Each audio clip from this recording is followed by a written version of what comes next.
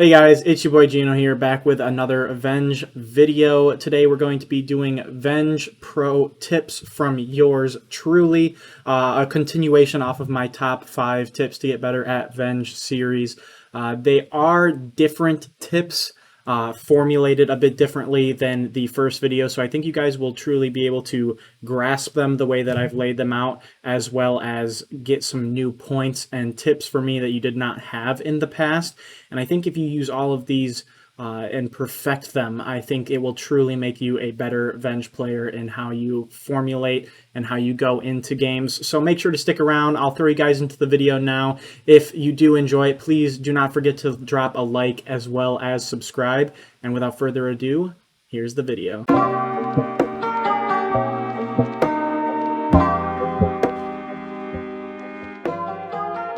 So let's not waste any time and let's get right into it with tip number 5, use the right settings.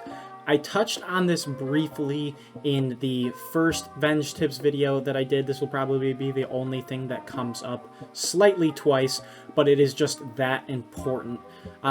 Starting with your sensitivities, I mean, it's really just play around with them to find something you like, but what I found is the higher sensitivity that you can handle, the better it's going to make your gameplay, the better it's going to flow, and you're going to be able to move much quicker. Down below you can see field of view. This is extremely important. Try to learn and try to adapt to a higher field of view. The higher the better, just because it widens and broadens how much you can see at one time. Very, very important part of the game, really. As we scroll in through here, I want to go into the miscellaneous tab. Change weapon bobbing and weapon to swaying to 0 if you have not already. This kind of just makes your gameplay more fluid. There's less going on the screen in front of you if you do play with your weapon showing, which takes me into the hide weapon and hands option.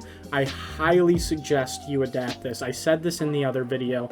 I highly suggest you learn to play without a weapon or hands showing. It just increases how much you can see, which then increases your movement and how you're able to play the game, really. Learning to do this, it makes your gameplay so much better. It makes it how you can do everything in the game really so much better. It's honestly incredible, the difference once you get it down. It is a rough change if you play with them showing right now, but it will be so much better for you in the long run. I highly suggest you find a custom crosshair that you like as well. The default one is okay, but finding a crosshair that you really like that works well for you is going to also help you. Not moving a static crosshair would be fantastic. If you play on the client version, I suggest hide weapon on ADS if you plan on using your weapon. Disable hit marker, disable hands, things that really just kind of go hand in hand with the other thing that I was saying. And is also, you are playing on the client, enable the Venge.io mods. If you want to use a mod, it's highly suggested. Pub stomping, it works really well, not viable in tournament or a 1v1 play. But yeah, those are really the settings I think you should learn to adapt to and really hone in on to really help use the right settings for you. It's a really good thing. Really simple to tweak, but definitely going to take your gameplay to the next level. And that brings us into tip number 4. Think one kill ahead. This is really useful for people trying to get to the next level in terms of playing Venge. People who are aspiring to be pro, people are just aspiring to get better in general. This tip is going to be really helpful for that. There's no real gameplay for me to show you exactly what I'm talking about, so I'll just have to explain it to you the best that I can. So essentially what it means is when you pick up a kill, somebody that's in front of you, you pick up a kill, know what you're doing next. Know exactly what your plan was as you're getting that kill. Don't roam around aimlessly. Basically, get that kill and know whether you're going to rotate to the left, rotate to the right, if you need to do a 180. And really knowing spawns and knowing the map very well helps with this. So doing that in the first place is going to really give you an edge on this. Basically, don't roam around aimlessly, as I said. Once you pick up a kill, know exactly what your next move is going to be. This is going to lead you to higher kill games, higher score games, and if you're trying to climb those leaderboards, it's going to help you do it much quicker. You'll see a lot of streamers and pro players do this almost without having to think about it anymore. Once you adapt this step and get used to it that much, you don't even have to think about doing it. But it is a really important step and is definitely going to give you an edge up on your opponents in matches. Coming in at tip number 3, use the right character.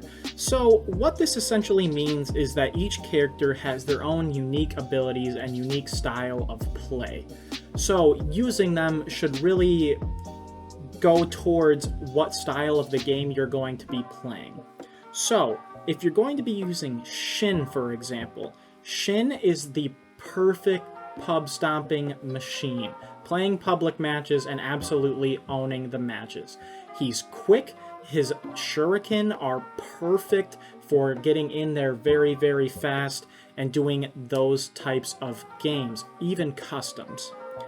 Lilium, on the other hand, is perfectly built around doing 1v1s.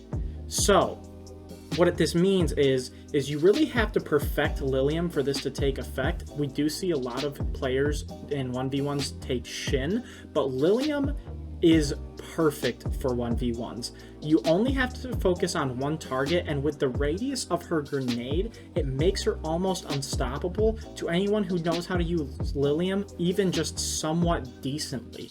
So she's really perfectly built for that. Now, when we look at Echo, just don't use Echo. Don't use Echo. He's not good for anything. Really, using Shin and Lilium at this point are the two only viable options depending on what type of the game you're playing. So use Shin if you're doing pub stomping, really, and then really learn and understand Lilium, and you will own people in 1v1s in a way that will make you an outstanding player if you learn how to control her and use her perfectly. Now for tip number 2, perfecting map routes. This one is important, so let me pop up a graphic for you right there. Okay, so we're looking at Sierra, one of the more played, most popular maps in the game. Let me show you exactly what I mean using this map. So let's say you start out in mid. You're in the mid at the start of the game, or you're in mid at really any point for this matter, and you're on point. You come up through the point, use the bounce pad to hop up towards the back of market. Usually there's one person there or one person spawning in there. This is where your route is starting.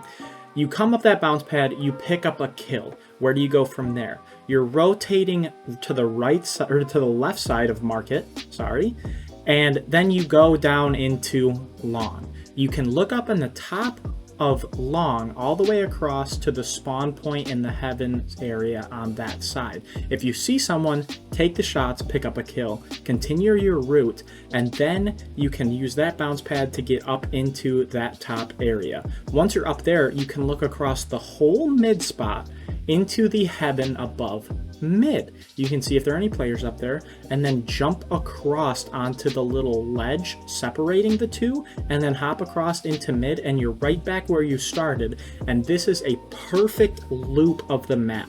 You're seeing every point, and you know where enemies are. You can keep running this route for the duration of the map and the rest of the match, and really, you're not going to be missing anything, and you're rotating perfectly to get through to maximize your amount of kills.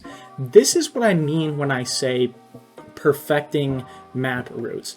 Take this same type of idea and implement it on any map, and you're naturally going to see an increase in the amount of kills you get, rather than going back and forth in one different area of the map or staying in one area of the map. Really bringing this home is the point that once you start doing it, you're just naturally going to be seeing more fights, which lead to more kills. It's really, really great for this purpose, and a lot of streamers, pro players in general, use this technique in pub stomping and in 1v1s from time to time as well. And our last and most important point is going to have to do with shooting and movement. So I do have a clip that I'm going to show you guys for this one to kind of show you what I mean, and it's going to do with the two of them together. So the thing I see a lot of players struggle with the most is shooting as well as moving at the same time. A lot of players have great movement, but then stop that movement and put it to a halt to start shooting or finish an enemy. And that is really detrimental to taking your game to the next level.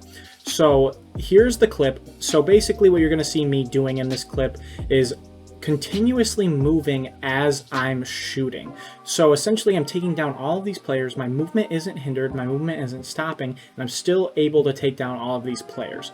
This is not easy to really pick up and do. It's going to take a lot of practice, but once you get it down, you are going to be right there with that top tier upper level of players in this game right now. This part, as simple and as short as it may be, is definitely the most important factor out of all of these tips that I've given you here today. I really hope you take this one into consideration the most, and then take all of the rest of the tips that I've given you here today and integrate them into your game as well. If you're able to pick up and adapt and use all of these points that I've given you here today, your game will truly ascend to the next level, and you'll be able to compete with the best of the best in the game once you have them truly mastered.